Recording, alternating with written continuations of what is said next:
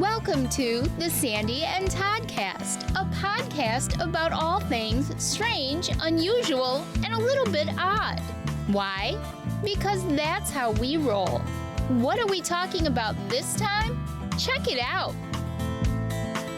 Well, I'm not going to say it this time because you make fun of me every time I say it, but welcome to the Sandy and Toddcast. Is it really 13 already? Oh, my really? Goodness. Oh, my Lord. Lucky number 13, Todd. Yay. I was born on a Friday the 13th, and my mom used to tell me that she would, that day, she prayed and prayed and prayed that I would not be born. And I came anyway, because why? I'm in charge. Well, it doesn't surprise me you were born on Friday the 13th. Me either. I think it's a very lucky number for me. I'm not very superstitious. I have to say, I'm not really superstitious. I'm not. Friday the 13th, to me, is no different than any other day. Yeah, but you're not superstitious in that way, but aren't there other things that you are superstitious about? Like, I don't know. Give me something. Like if you carry a specific talisman or stone. Oh, yeah. Or, yeah, like, is that doubt. Superstition or is that something completely else? But that's true. That's true. I carry, like, when I go into an investigation, I put on my black tourmaline necklace because black tourmaline helps deflect negative energy. So I put my black tourmaline necklace on to kind of help protect That's me. weird. I always wear a black negligee, and Do that you? seems to protect me. That's pretty odd. I'd like to. Are you going to do videos of any of your investigations in the future? It's a different kind of paranormal investigation. Let's just say that. Tune in Tokyo happens an awful lot. It's pretty out there. It's pretty out there, that's for sure. Not of this world, that's for sure. So we got a busy show this week. We've got weird news, and then to carry on the Twisted Towns Utica, New York saga, I have a little bit of audio from my dad, who ironically, let's go back a little bit. We did our very first Twisted Towns was for Utica, New York, and it was all about the mafia and how I'm related to a member of the mafia, and he's still alive. His name is Turk Zogby. Well, ironically enough, the big mafia leaders, is that what they're called? Like the head of the family? I think so, yeah. In the Utica area back in the 60s and 70s were the Falcone brothers. And one of the Falcones lived right up the street from where my dad lives now. So I had to take my dad a couple of weeks ago to get his first virus vaccine at the VA. And on the way there, he started telling me, the whole subject came up, and he started telling me a few stories about Turk Zogby, things that I didn't know. And it was kind of funny. I couldn't just record because I was driving, so I actually took video of it. And right. I don't think he knows that we're going to play it this week. I just told him I wanted to play it for you. But I think it was great. So we'll play that audio in just a little bit, too, because that's pretty funny. He'll give us a little more insight into the man, the myth, the legend, Mr. Turk Zogby. And we're going to talk this week. I've been wanting to do this for quite a while because, Todd, you and I both do investigations. Unfortunately, because we live in different states, we haven't been able to do one yet. Although hopefully in September when we come out to visit, we'll be able to put something together. But we have both sort of evolved as far as our outlook on investigating and the scientific approach versus the personal feelings approach of investigating, how they work together. Do they work together? Different types of equipment. And our outlook on that has kind of evolved over the past year or so. So this would be a great opportunity to sort of run down the list of some of the equipment that we use, some of our favorites, what it does, and our thoughts on how you can happily kind of merge the equipment, the scientific approach with the personal approach. You know, and one of the things that I always think about is, you know, early on when you investigate, I kind of took the lead from some of the TV investigation shows. Well, you know, we don't have proof of this. It's just a feeling, blah, blah, blah. And I get that. Mm-hmm. I get that. Sure. At some point, it would be nice if you got some audio. It would be nice if you got some hits on the K2 meter. It would be nice if you got some video, whatever. Okay? I get that. But I think we got to the point where for a long time in civilization, when somebody said, well, I think something's haunted, or I believe in this, or I believe in that, a lot of people had, oh, it's all hogwash, you know, it's not real. Then we've started finding out there were some scientific ways to document and all that. And then the Warrens came out and they were investigating, and time progressed. And then in the in the late 90s, early 2000s, all the ghost hunting shows and all that kind of stuff.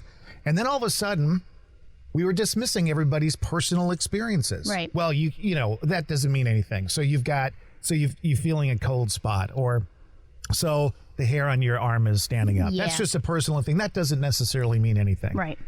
And while they're right, it may not mean anything. It could mean something, and it's an experience that person is going through. Yeah, I don't think that we should ever truly discount anything, whether it's a scientific piece of equipment going off and responding to something that may or may not be there, I guess you could say, or our personal feelings. We all know ourselves well enough to know if we're having a personal feeling about something, and you don't have to be a medium or a psychic to have a personal feeling or a personal experience.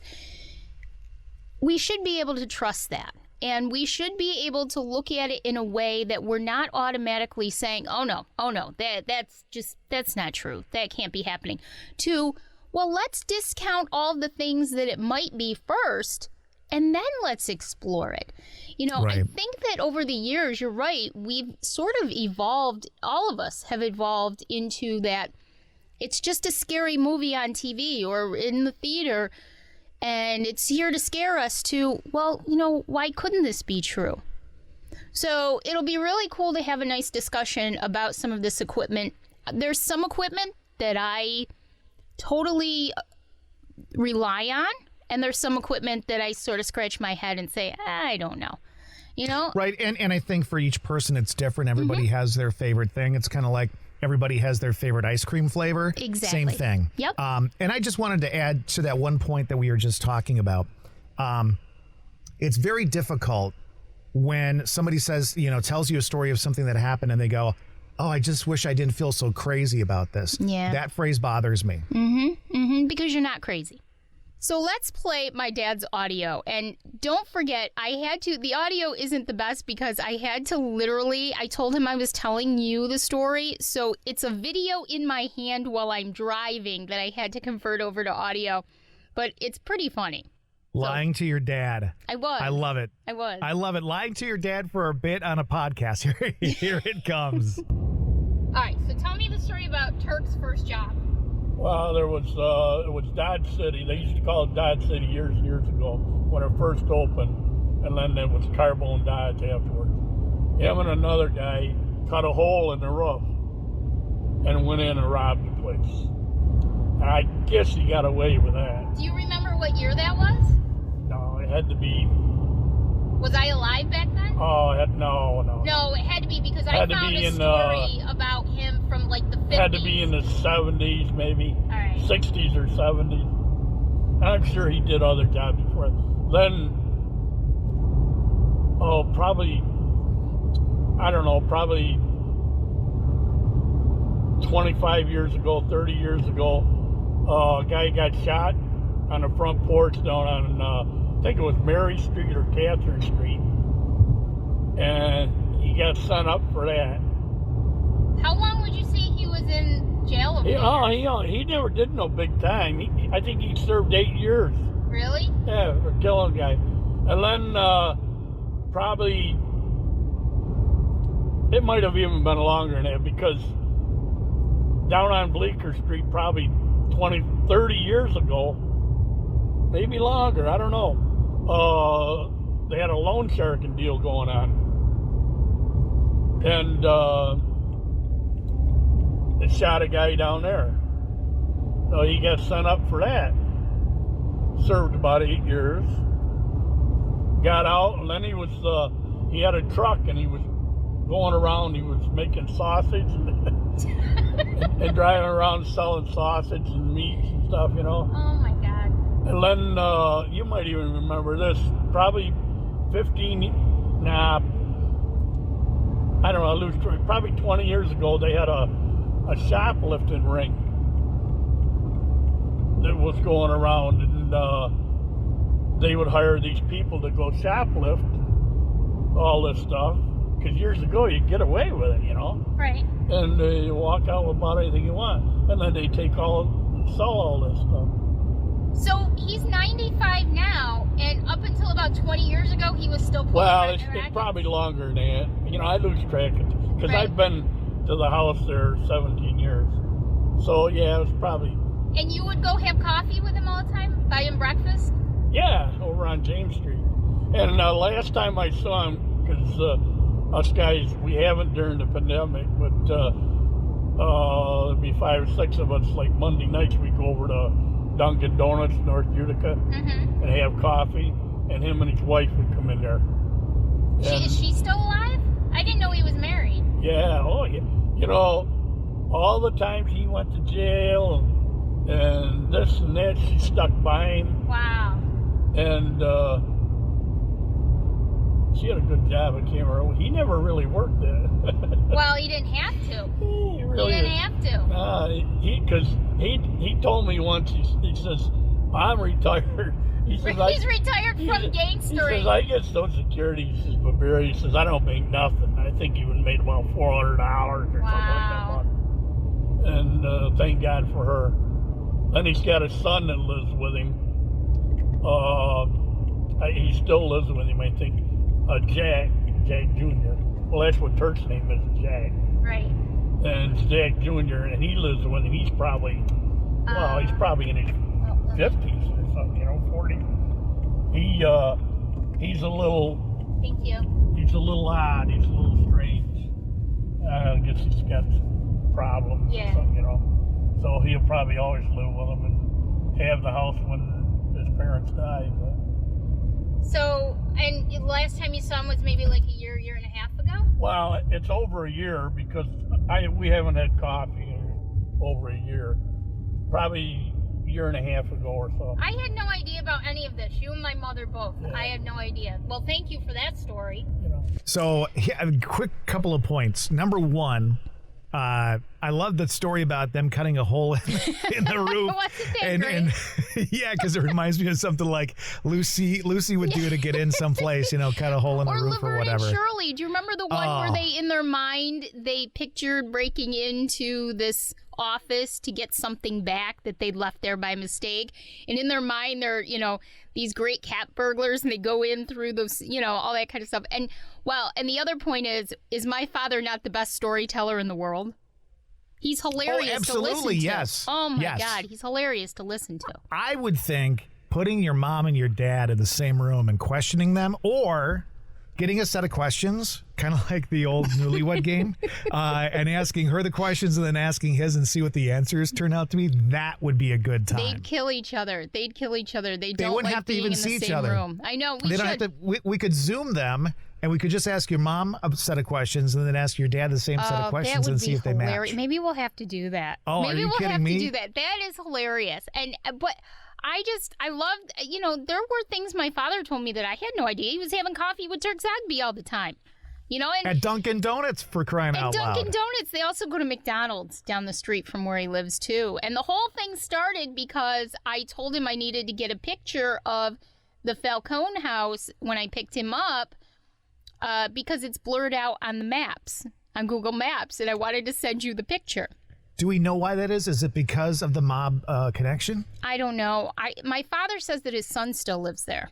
Of course, my father also pointed out the wrong house, so I don't know what's going on. Interesting. But, it could possibly be. We know the Amityville Horror house is blocked out, too, so it's possible that maybe they request it or they don't get permission. I'm going to request that mine gets blocked out, too, just because. Because I know all the fans of this podcast are trying to find out where I live. They're all trying to find you. Oh, Is that Todd's house? Look at there's Todd. Look at Todd's house. So that's the continuing saga of Twisted Towns, Utica, New York. If I get anything else, let's get my mother and father to answer some questions. We'll do some interesting questions and see what we can come up with. We're going to call this segment Ma Said, Pa Said, and then we'll see what they have to say.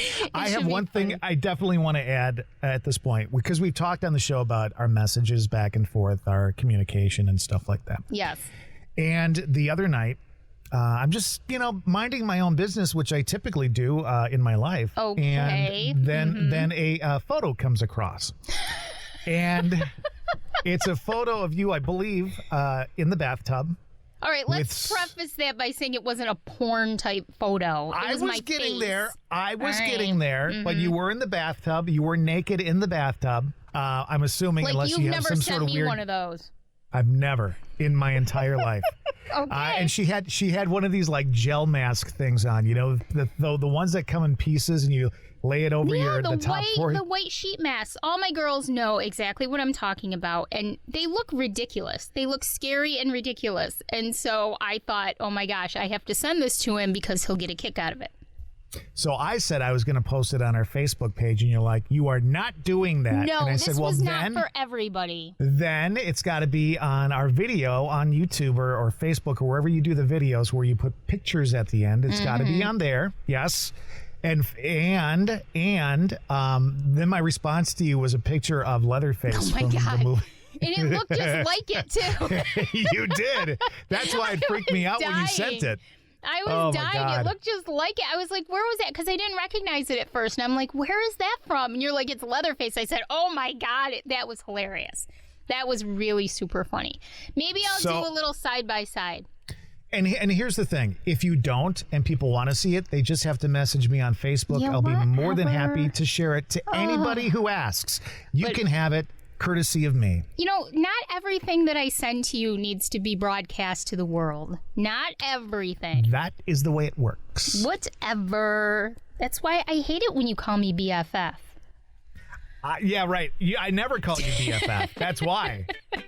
And now, weird news.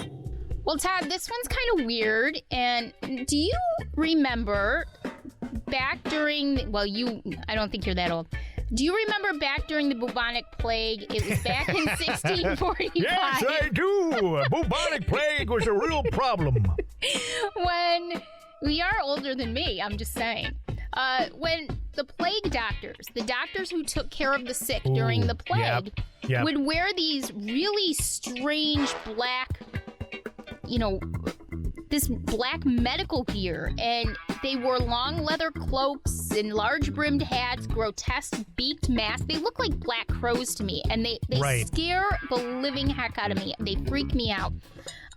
What they would do is they would fill them with sweet smelling herbs so that they were actually breathing that in and trying to block out the plague, essentially, from the sick so that they could try to treat them. I don't know if it really worked, but that was their thought process behind it. Well, whoever is doing this seems to have a great sense of humor. Locals in Falkirk, Scotland are really freaked out because they've been seeing a person or people dressed up like a bubonic plague doctor walking all around town. And they're starting to show up in the surrounding towns, too. They're not doing anything. They're not saying anything. They're just walking around like this. So far, none of the sightings have been reported to the police in Scotland, and there's been no damage done. Nobody's been hurt. But they're just wandering around these towns dressed like bubonic plague doctors. There's been a number of movies that have lent themselves to that persona with the beaked mask and the big hat and all that kind of stuff. And I can't think of them off the top of my head, but there's been a couple of them. And I never understood why they thought a beaked mask was going to keep them healthy. I know that they, like you said, they would shove herbs up there and sweet smelling stuff. But why that? Why not just, some other kind of mask? For some reason, they made it even creepier than it needed to be. I know. And also, hats off to whoever's doing it. That is great. It's like the a while back, a couple years ago, where the scary clowns were showing up on the streets and stuff like that. Same thing. I hate clowns, but to whoever was doing it, hats off to you. But it was kind of genius. I mean, yes. I guess I would assume that this, although a year or so into it, but maybe it's inspired by the virus and everything going on, and they just kind of thought it would be a funny thing to do to kind of stir up some controversy. But I'll tell you what, the Grim Reaper, some people get freaked out by seeing the cloaked Grim Reaper images and things. That doesn't bother me. These bubonic plague doctors, they bother me. They freak me out. So whoever is doing that, please don't bring it to the U.S. I don't want to see it in my backyard. Thank you so much. And we talked about this one last week between us personally. The grandmother in Las Vegas. Oh, yeah. I thought it would be great to bring this up because I really wanted to bring this up because it's so weird. So this grandmother in Las Vegas, she thinks that she saw a demon talking to her little grandchild. She set up a motion-activated camera in her 2-year-old grandchild's room after her son reported that the child had been heard saying, "Go away," after she went to bed. So she tried to burn some oils and do some stuff. But when she did, it apparently aggravated whatever was going on. This, according to her, cabinets would open and close and music started playing on its own. So she set up the camera. She goes back. She checks the footage after a few days. She says that she found a scary image of a figure standing a few inches away from her grandchild. She also says the creature had a horn on its head and long claws. So she put the images on Facebook. And some people say it's completely fake. Some people say that it looks demonic. She says her 2-year-old grandchild is not afraid of the figure, but one night she did tell it to go away. I saw the picture. You saw the picture. I made Dave look at the picture, the close-up picture. I think it's fake. I'm not sure. Like, it does not look like you would typically expect a paranormal picture to look, as far as like a ghost or anything like that. There's no mist. It's a figure that you definitely can see there.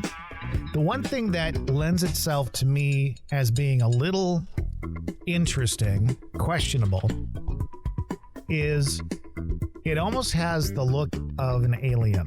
Mm-hmm. Not so much a ghost or an evil entity to me, but more like an alien. And that's the only thing where I'm like, I don't know, it's weird.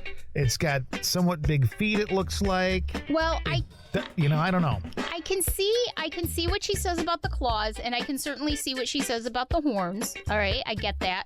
I also see that it could possibly be something completely different. It's a grainy picture. It's not as clear as you and I are looking at each other on video right now. But they always are. I don't care who you are, what you investigate, whether it's Sasquatch or a ghost. It doesn't Every matter. goddamn picture is grainy, and that's the way it is, and that's the way we like it. One of Dave's favorite things is we can, put a man on the moon, but we can't take good video footage or good camera shots of something that's clear. Somebody's walking out of the local supermarket with something under their coat, and you can't tell at all who they are. Right, you can't get anything. But somehow the police end up catching the guy, too. Like, it's like, how do you know that? I know. Well, look, you can see his features. No, you can't. Somewhere knows something, But I will say this. I thought it was pretty funny that it looked like it had very skinny legs. It did look almost to me like it was somebody in... It really did look like it was in a costume. Now, I would have to say I think it's fake. Is it possible? Sure, anything's possible. But it's not for me to say I wasn't there. And I don't know the original. I don't know about it. I would say I would tend to think that it's nothing. However, if we got some actual video, or now you set up a recorder and we catch something with that, or, what's the next piece? Right. We're talking about evidence. We're talking about equipment this week. Yep. What's that next piece that you can show me to prove that it is something? That was weird news. We're talking about equipment, and I think the one thing that, opening up that conversation, like the one thing you cannot have enough of is cameras. Yes. And I don't know. I think some of the teams on TV have a fair amount of cameras, but smaller groups like the ones that I've investigated with and the ones you investigate with, There's not a lot. And I will say this, cover everything 5 times if you can. Yeah. Because the more footage you have, how many times has something happened and there wasn't a fucking camera on it? It happens all the time. It's true. It's happened to me many, many times. It happened to us. Next week, we're going to finally be able to discuss my show, Ghost Pubs and Grub. We went to the Angry Garlic a restaurant in Baldwinsville, New York, back in November. The episode finally came out. You can find the full video episode at Ghost Pubs and Grub on Facebook, and it's pretty fascinating. And so next week, I can finally really talk about the investigation. We can go into that investigation pretty deeply. I'll be talking to the owner personally tomorrow night to fill him in on everything that went on that night. But to get back to your point, a lot of times that night, things happened that we just didn't have enough cameras to be able to cover it all. And you should always prepare for battery drainage. We lost a camera due to battery drainage, and something happened right after we lost it that if we hadn't, you have to be prepared. Be prepared. That's big. I have a backpack that I carry all my stuff in. And one of the things that I have is an entire section full of batteries. Yep. And you try to be ready for it. I'll just say this. I know a lot of people will say, well, there's no evidence of it. Where's the video? Where's this? Where's that? I get that. That's why you can't discount some of the personal pieces of evidence as well. It's really difficult because even let's say you've got 3 or 4 people that you're investigating with, you each only have one set of eyes. Mm-hmm. You each only have one set of ears, right?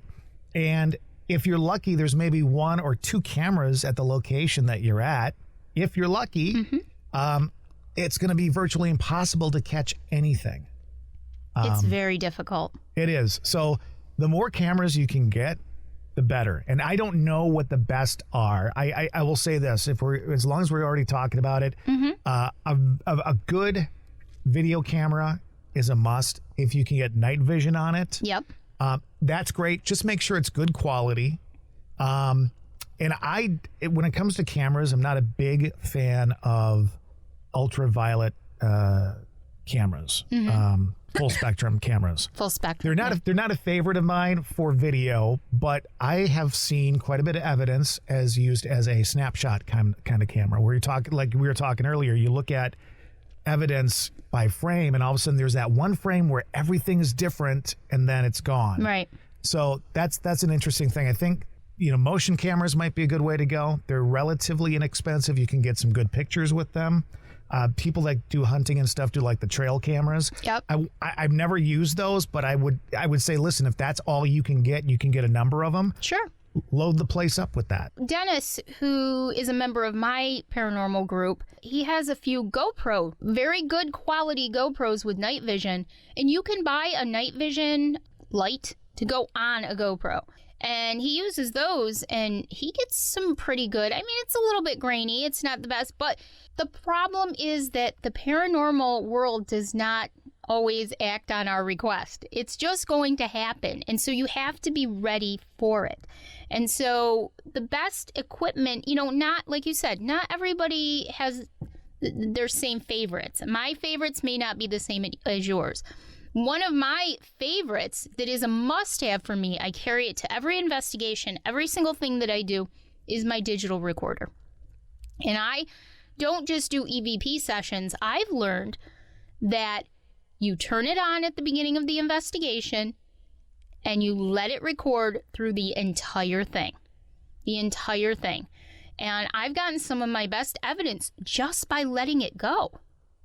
And it's amazing what you can get. And I don't know what I'll do. And mine was, I think it was $21.99. I got it on Amazon a few years ago. And it picks up so much. And here's an example. We were in the Angry Garlic. We'll talk about it next week. But we were in the Angry Garlic and somebody asked me a question and I answered and I got an immediate response. If I was only using my digital recorder for an EVP, a quote EVP session, that response would have never come through. And that was a pretty telling response. So digital recorder, big one for me. Huge I one. like them too. And again, the more you can have, the better off you are. And my suggestion is this. Let's say you're on a floor of a house and you're investigating on a floor. have recorders running on the other floors because there could be stuff going on there. I know you'll talk about it, but you've been in investigations where something's said in a room down the hall. You hear somebody say something. Yep. Or in another room or on another floor, something happens. If you've got a digital recorder down there, you will have a better chance at catching something that wasn't right there in front of you. Hindsight is always 20/20. I've learned a lot of lessons that way, that you should be prepared. And if you're doing 5 rooms, you should really try hard to have enough equipment in all of those rooms to be able to cover anything that might happen, because you never know what you're going to miss if you're not prepared. Prepare. We all learn that lesson. And a lot of it's through experience. And the tough thing on the backside of doing it is there's a lot of audio and a lot of video to go through. And, that gets a little boring and everything too at some point. But one of my favorites, moving on to another one of our favorites, I love the K2 meter. Oh, me too. So basic and so simple. And there's different meters you can get for EMF, and they all have their benefits to a certain extent. What I like about the K2 is it's relatively easy to see what's man-made because of the way it reacts to man-made electromagnetic fields and what is not man-made. Right. It's very visual. There's lights. It lights up. Some of them even beep if you want them to. So there's a visual. There can be an audio with it as well. And it's also very touchy, meaning if there's a little blip, you're going to get it. I've worked with some EMF detectors, and I'm going to talk about one a little bit later on, a newer one that I tried out, where something would literally almost have to pick it up and throw it down in order for it to go, hey, something's here. So I spend the money on a K2. They're not expensive. They run on 9-volt batteries. You pop that thing open. It'll last you all night unless it gets drained, but then you have an extra 9-volt in your pocket, whatever. I love it. It's visual. It can be auditory, audible as well. And for me, it's a great way to find out if something's going on, and also a decent way to try and communicate. It's great if you're a beginner because it is so simple. And there's not a lot of lights and doohickeys and things that you have to figure out. I remember my first K2 meter that I ever bought was after I saw it on a Ghost Hunters episode. And back then, I think I don't have a newer one, but I think now they actually hold down. You used to have to hold it down. Now they automatically go down so that it's always working. But you used to have to. So I remember they did a hack where you can put a penny in there to make sure it's pushed down all the time and use it. But just a great piece of equipment. Very simple, whether you are a beginner and you're trying to figure out how to use equipment and how to use it in an investigation, or if you are a seasoned investigator and you just need that one more piece of equipment to help you verify something, it's a great, great tool. I love the K2 meter. Another one that I love is the Mel meter, because I love the Mel meter. The Mel meter not only measures EMF or electromagnetic frequency, but it also gives you ambient room temperature. So they're right on the same piece of equipment. So you can compare. You can see if the temperature is dropping, if it's raising. You can see what the EMF read is. I tend to, when I investigate, I don't know if it's because it's me and I'm a sensitive, or if that's just the luck that I have, but a lot of investigators are excited when their EMF meter reads 0.5 or a 1. They think that's big. I get spikes that are in the 30s, 40s, and 50s. When we were at the Angry Garlic, we even got one in the 70s. It's a great tool to help you look at how the temperature and the EMF reading can correlate, because if you think you have someone there with you, usually you'll feel the temperature drop, and this way you can correlate it. The Mel meter, to me, it's about $100, $110. You can get all of this stuff on Amazon. And it's just a very simple, easy tool, and I absolutely love it. If you're enjoying this episode of the Sandy and Toddcast, there's more where that came from. Follow Sandy and Todd on Facebook. Just look for the Sandy and Toddcast, or you can subscribe to their YouTube channel and check out the video version each week there. Find these guys on Spotify, Apple Podcasts, and wherever you listen to your podcasts. Soon you'll be able to support the Sandy and Toddcast on Patreon and be able to follow them on Instagram. As always, thanks for joining in the fun, and stay weird. to play off the K2 and the Mel meter, there's something that I started using within the last 2 years, and that is an EDI meter data logger. Yes. And what that is it's an EMF meter, so it's kind of like a K2. It has sound and dual visual readout, so you can see if there's EMF. Data logger and graphing of all readings. So not only is it, like with a K2, you go, we got a hit, and then you have to kind of remember or write down what time that happened. This will log all of that for you. Ambient temperature readout. So if there's a change in the temperature, you get that. Vibration sensor as well. So sometimes if you're in a place where there's footsteps being heard and you've got this thing sitting on the floor and nobody's moving, and all of a sudden you hear the footsteps and then there's movement, you will pick that up. And also does pressure and humidity. So there's another piece of the weather puzzle there besides just temperature, and I really like it. The only thing I will say about it is that I always add a K2 meter to that little bundle there, because I think the K2 meter does a better job than the EMF meter within this unit. But it's really nice. Use a little data card, plug that in, you set it up, you start recording, boom, you take that data card at the end of your thing, plug it into your computer. There's software you can download, and you can actually see where things happen. And again, if you get an EMF and you get a temperature change, and maybe there's one other thing, there's a little vibration or whatever, in that once you're going to see that spike. And to me, now you've got 3 pieces of evidence that you didn't have before. It's a great piece of equipment. I got my first ever taste of an EDI meter a few weeks ago, last month, at the house investigation that we discussed. Dennis had one, and we were on the stairs. There's a lady that stays pretty much on the stairs all the time. She can wander throughout the house, but the stairs seem to be her place. She is not only residual, but she's also intelligent. And here's a great example of how we knew she was intelligent. Dennis was above me on the stairs. I was in the middle. Dave was at the bottom of the stairs. Dennis and I had the EDI and the REM pod between us on the stairs. Dennis could feel the cold air behind his neck, and he could feel it moving down. And as it got down to him, the EDI went off. She was coming down the stairs to him. She passed him. I started getting cold. The REM pod went off at the same time.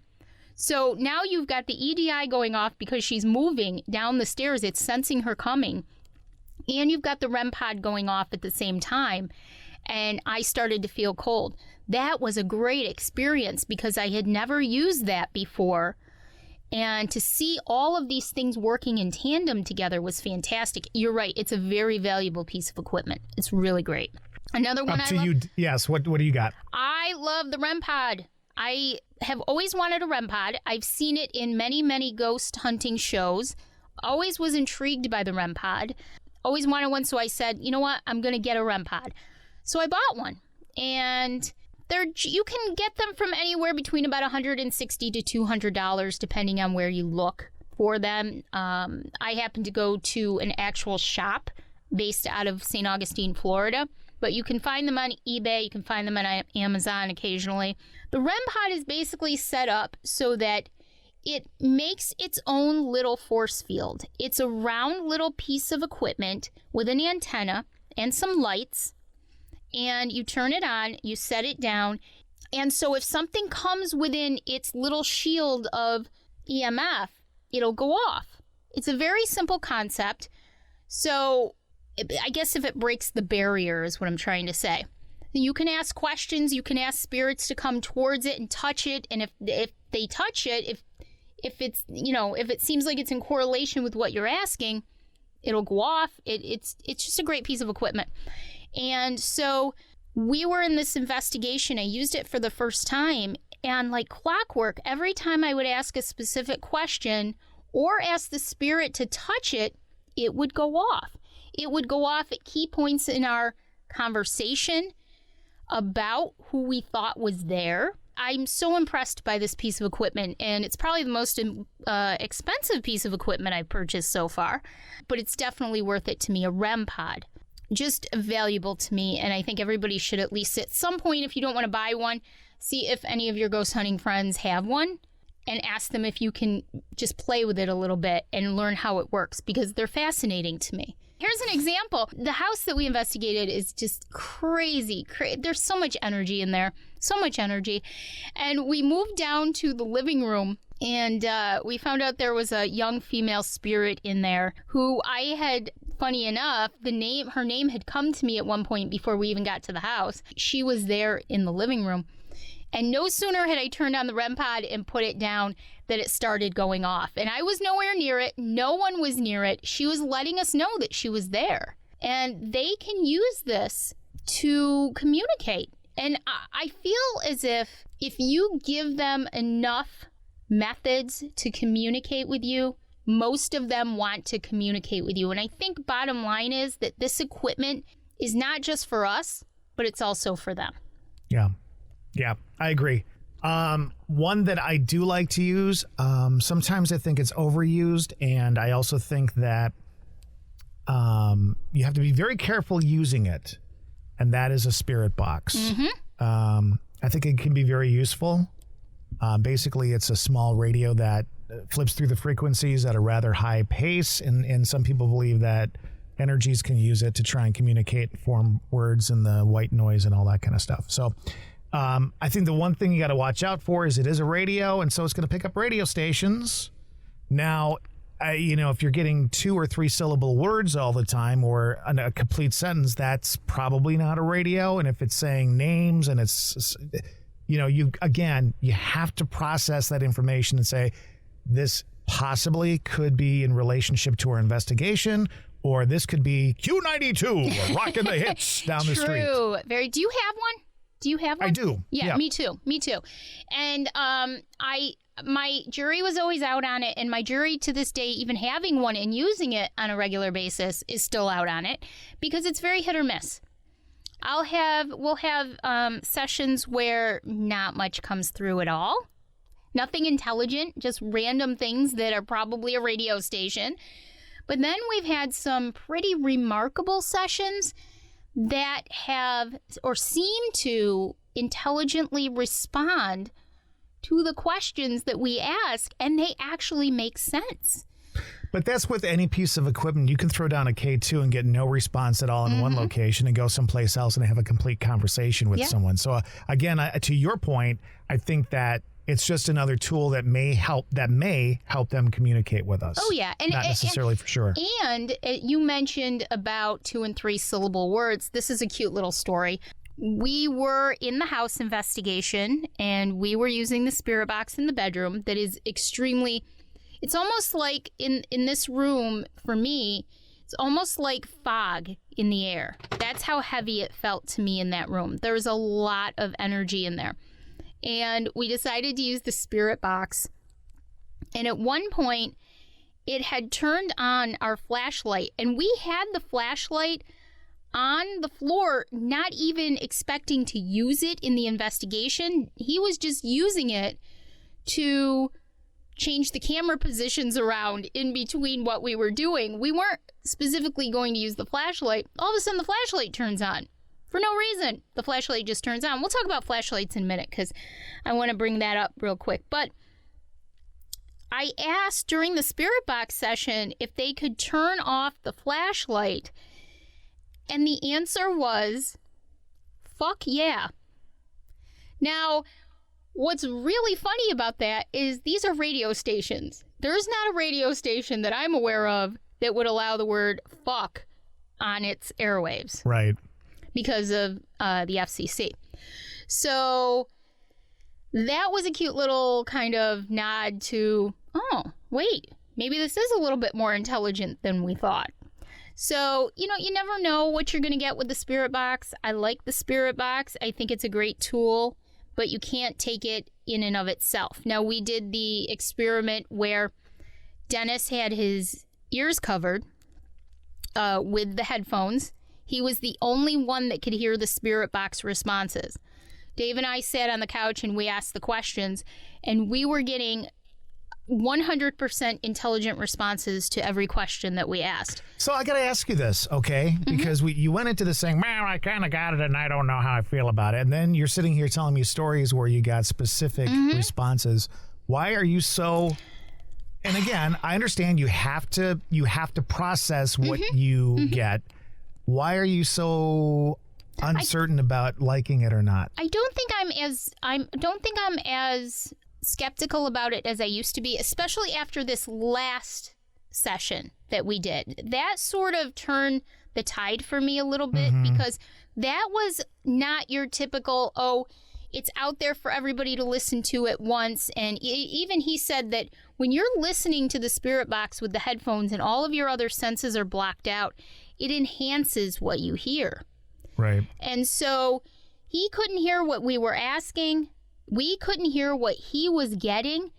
And the fact that such intelligent responses came through, including the name that I had gotten a few days before, what are the chances of that? It's right. Just, after this last spirit box session, my skepticism kind of changed a little bit. Does that mean that I totally think the spirit box always works 100%? Not by a long shot, but I do put a little more stock in it now. We're going to continue to do that method. You and I have actually talked about doing that.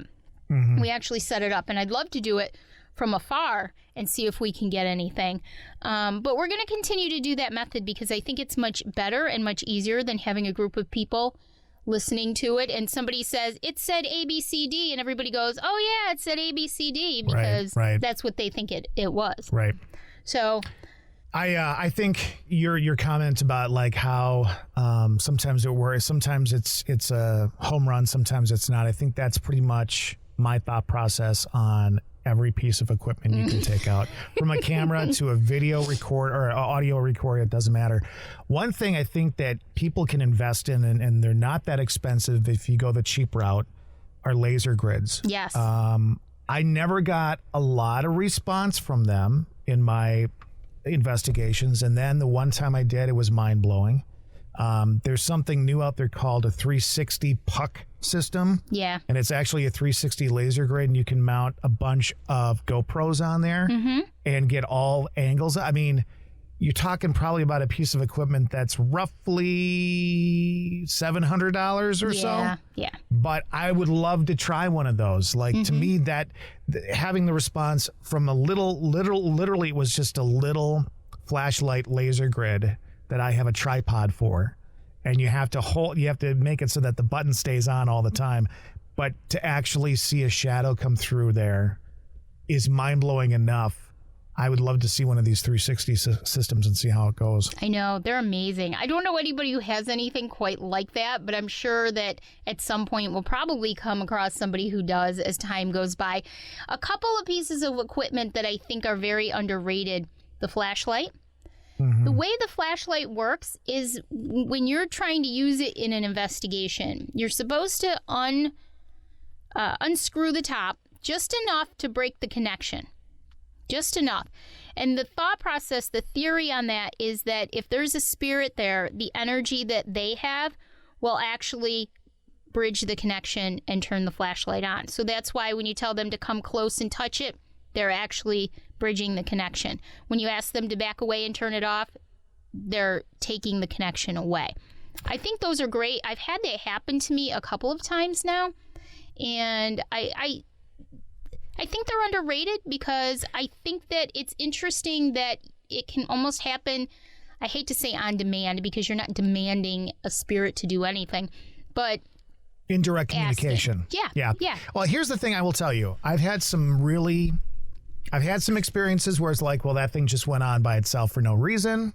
And I've had some situations where I really felt like there was a communication process going on. Yep. I will also tell you that one piece of equipment is the one that most skeptics will point to and call you out on for using, for believing in, for having any credence in it at all. Right. And my own experience was one of the first episodes we did of our TV show Haunted State. TV show had a lot of conversation with a flashlight, through a flashlight. And it was real conversation. I don't make shit up. That's not what I do. I know. It fucking blew my mind what was going on, okay? We got ripped on so hard about the flashlight that it somewhat ruined the credibility of the team until we were able to talk to a parapsychologist about it and explain what happened and if that was possibility, and he actually backed it up. But the naysayers will say to you, what the fuck are you talking about? And so that's my only thing about a flashlight. It's great, but even if you get it evidence, you better have something else to back it up, because it's just never going to have. Yeah. Now, if it turns on, flies up in the air, twirls around, and then explodes into some sort of weird light show, then you know then you're you've good got to go. something. You've got something. You're good to go. And I remember that episode because I watched all of Huntin. That's how we met. And I was pretty impressed by it. But I'm also part of that sort of paranormal realm of investigating. You know, so sure, we can all sit there in our armchairs at home and watch it and say, you know, there's nothing to that. But I will say this, and this is where personal experiences come in. When you are in the middle of something, right in the middle of it, you know that what you're experiencing, that there is something to it. Next week, when we go into the investigation, I will say the investigation at the Angry Garlic was one of the most intense investigations that I have ever had. And when you're in the middle of something like that, you know what's real and what's not real. Well, and here's the other thing. Again, by itself, okay, interesting. Mm-hmm.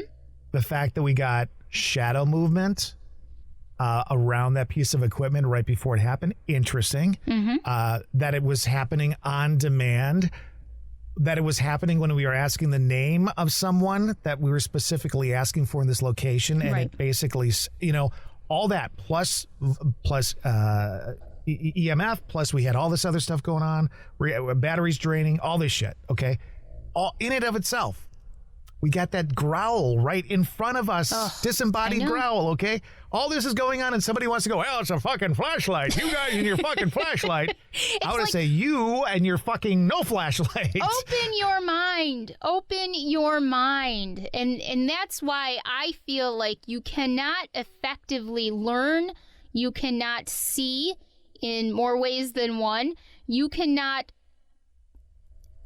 investigate effectively without taking the big picture, which includes your personal experiences, your personal feelings, and the equipment, using them together. I have never been in an investigation where we've only used one or the other. They've always come together, and that's what makes an investigation effective.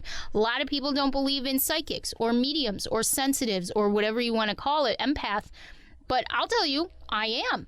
And I'll tell you that I've experienced these things. And every time I've experienced it, no kidding, scientific equipment has backed me up.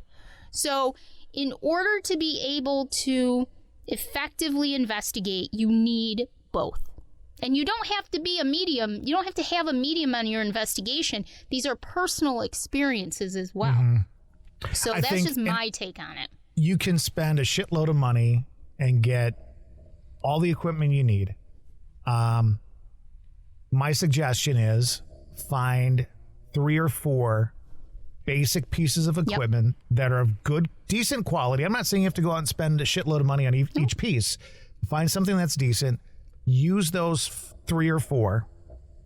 And then as you go along, build your grab bag of stuff. That's exactly what I did.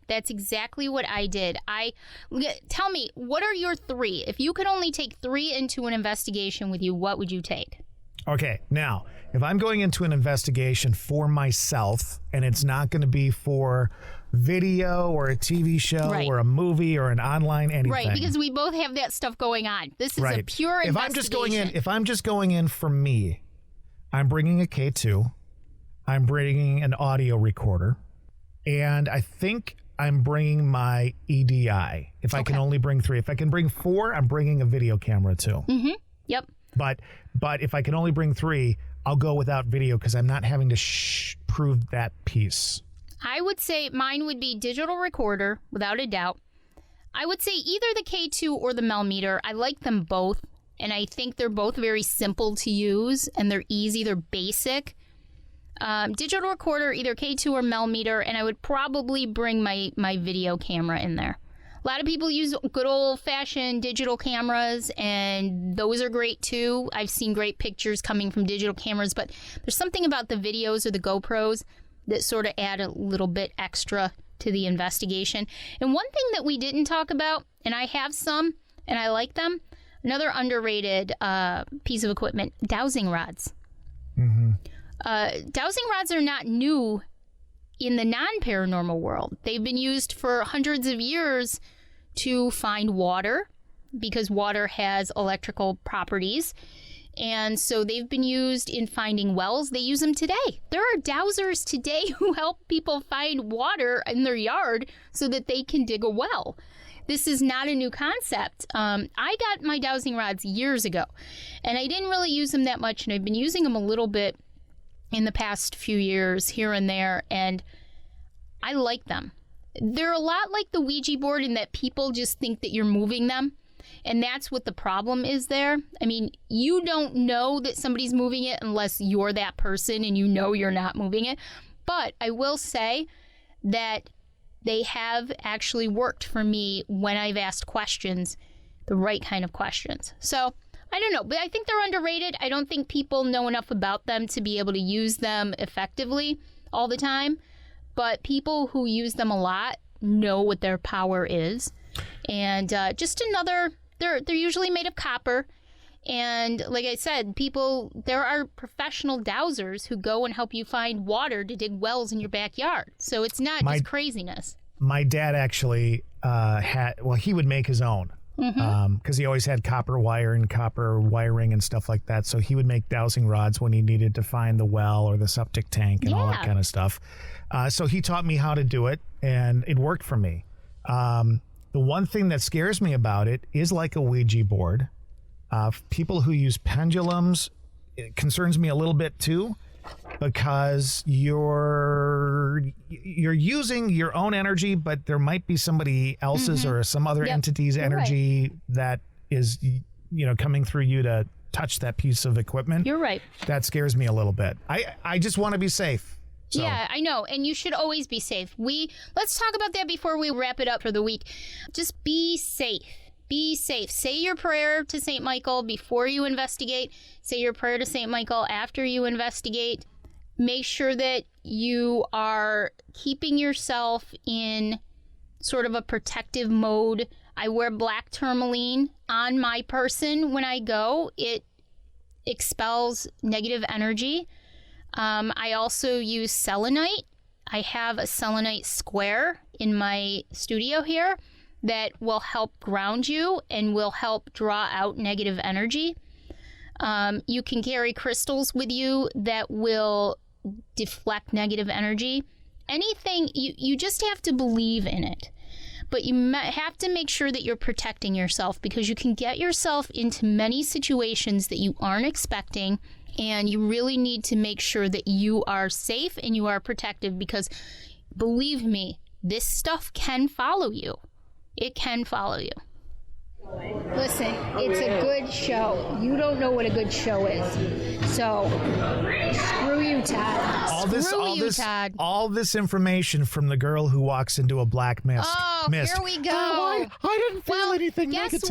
Guess what? That's coming up in next week's episode. The Black can't Mist. wait. So We're finally talking about the Black Mist. I can bitch at you about that next week. Yes, I'm all excited about it. you can bitch at me as usual. Okay, a big thank you to Dan Phillips for his use of the song 600 Miles. You can find Dan at @D_Phillips Music right on Instagram, or you can find him on Facebook, Daniel Phillips Music.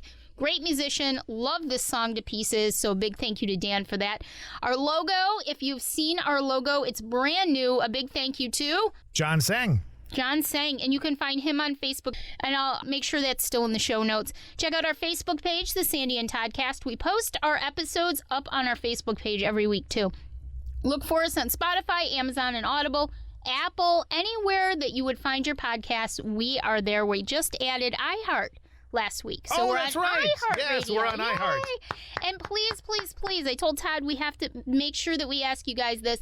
Please, if you listen to us, whatever platform you listen to us on, whether it's our Facebook page or it's on any of the other apps where you find your podcast, please give us a review.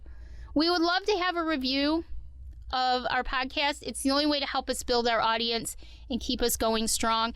And you can also email us, thesandyandtoddcast@gmail.com. Yeah, if you want to tell us a story about an investigation you went through, Yes. a piece of equipment that you really, really like and have used, or something you don't believe in, let us know. We'll call you bullshit and go on from there. If you have any stories, we'd love to hear your stories. Anything. Absolutely. Just send us an email. Send us a quick email. You can message us on the Facebook page, The Sandy and Toddcast, and Patreon coming soon with some great surprises. So thank you to everybody. A big shout out to all of our listeners in the U.S., Germany, Belgium, India, listening on the Ghana app. We've got Bangladesh that joined us last week. We are crazy, Todd. I'm pretty sure the Bangladesh people were looking for a recipe podcast, and they ended up on ours. Maybe they Googled bejesus. That's right. They were looking for bejesus. Well, I'll tell you right now, bejesus is right here. Anytime you need bejesus, you call it. Todd is bejesus. I love that. All right, guys. See you next week. Thanks. Bye-bye. Bye. How many more miles left in this race? How long it takes, I don't know. In the end, it ain't about the pace. It always ends at the crossroads.